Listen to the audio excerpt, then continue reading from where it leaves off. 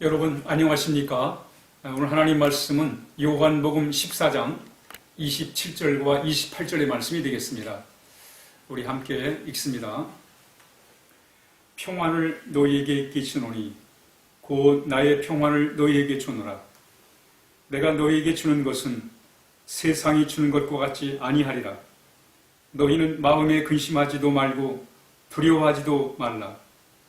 내가 갔다가 너희에게로 온다 하는 말을 너희가 들었나니 나를 사랑하였더라면 내가 아버지께로 감을 기뻐하였으리라. 아버지는 나보다 크심이라.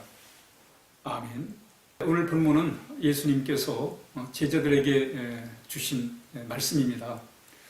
예수님께서 앞으로 십자가에서 고난을 당하시고 또 죽으심과 부활에 대하여 말씀하실 때에 제자들은 근심이 되었습니다.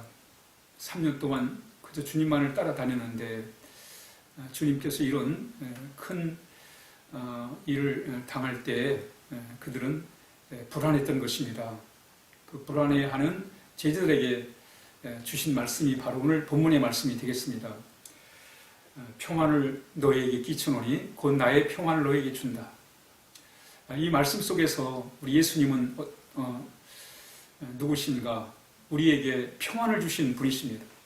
예수님은 우리에게 평안을 주신 분이에요. 하나님은 평강의 하나님이십니다. 그래서 우리가 늘 하나님의 평강을 구해야 돼요. 왜냐하면 하나님은 우리에게 평강을 주시는 분이기 때문에 그렇습니다.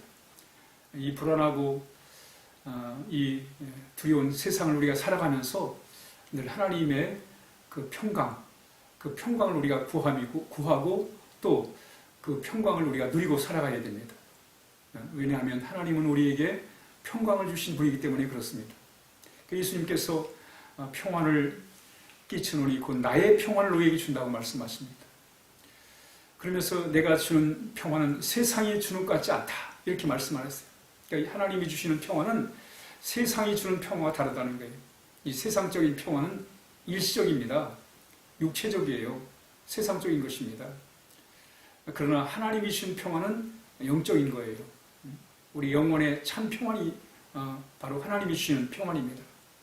그러므로 우리 예수님께서는 내가 평안을 너에게 끼치는데 그 평안은 바로 세상이 주는 것 같지 않다라고 이렇게 말씀합니다. 우리는 하나님이 주시는 참 평안을 우리 영혼 깊숙한 곳에서 솟아나는 참 평안을 우리가 누리고 살아야 됩니다. 그럴 때 오늘 본문에 보면 너희는 마음에 근심하지도 말고 두려워하지 말아라. 여러분 우리의 마음에 참 이 근심과 불안과 두려움을 몰아낼 수 있는 평안이 뭐예요? 하나님이 주시는 평안입니다.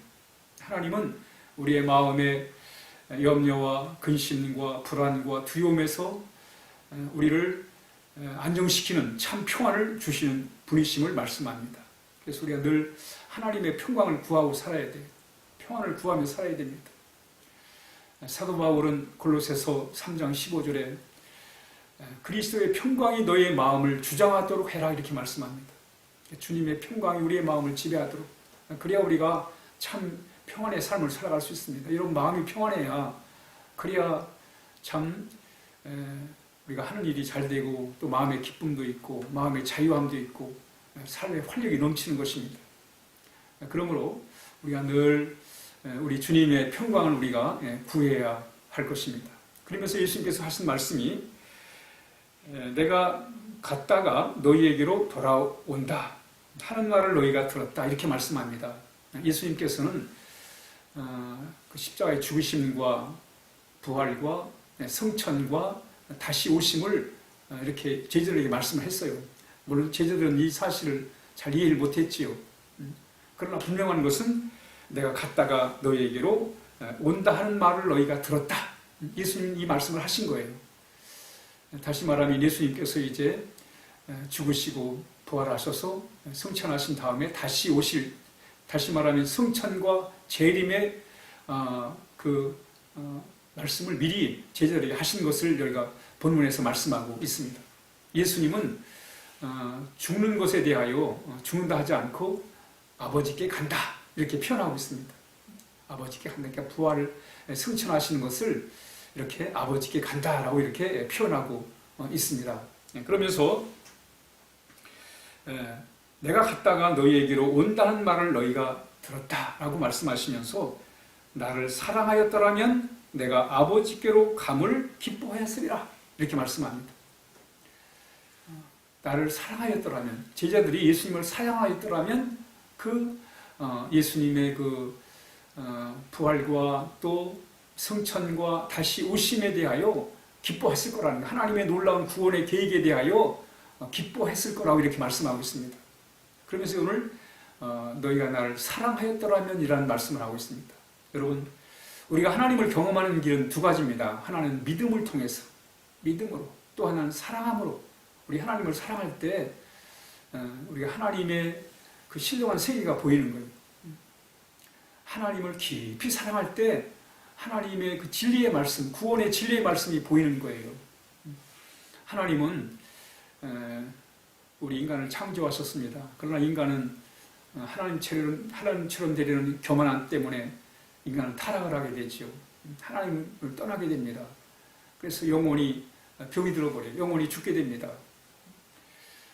이런 상황 속에서도 하나님은 우리를 버리지 아니하시고 우리를 사랑하셔서 우리 예수님을 보내셨고 우리 죽은 영혼을, 양심을 다시 주님을 통해 살려내신 거예요. 우리가 주님을 통해 거듭나고 새로운 삶을 우리가 살게 된 것입니다.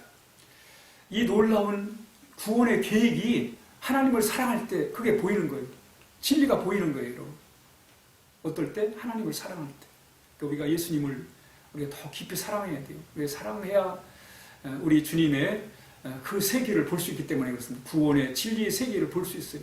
하나님의 신령한 세계를 볼 수 있고 만날 수 있고 체험할 수 있기 때문에 그렇습니다.